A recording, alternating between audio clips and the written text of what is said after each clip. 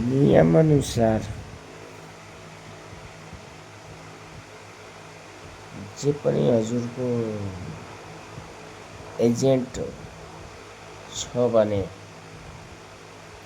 नि हजुरलाई एलआइसी खोलाएछ के नेपाल एलआइसी हो इन्डियाको कुनै पनि त्योसँग त्यसको लाइसेन्स नम्बर लिनु।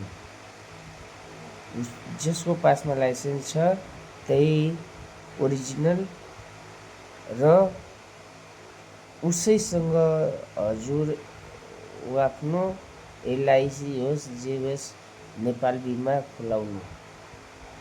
नत्र यो फेक मान्छे हजुरको पैसा खाइदिन्छ।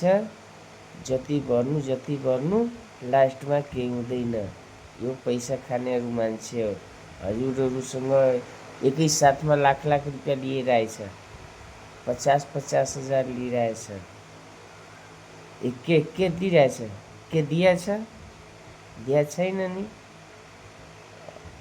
हजुर उसको लाइसेन्स छैन नि। त उसको साथमा किन खोलाउनु?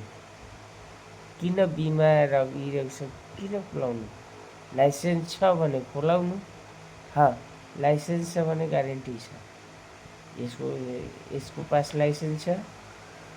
यी गाउँघरमा यो मादर्छ पैसा खाने लुट्ने आदमी मान्छेलाई यो गर्ने सञ्जीपा जस्तो मान्छे यसको पास लाइसेन्स नम्बर लिनु त दिएन भने कुट्नु आदर्शहरूलाई। लाइसेन्स छ यिनीहरूको पास अनि फोकटको पैसा खाएर अनि कसैले पनि फसाइदिन्छ। अनि म तिम्रो पैसा पहिला भरिदिन्छु भनेर 50 हजार एकसाथमा भनेको को एलआइसी छ इन्डियामा?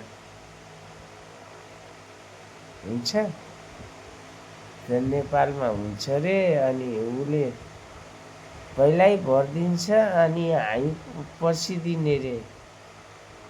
यतिकै पछि दिने अनि उसले पहिला भरिदिन्छ पैसा।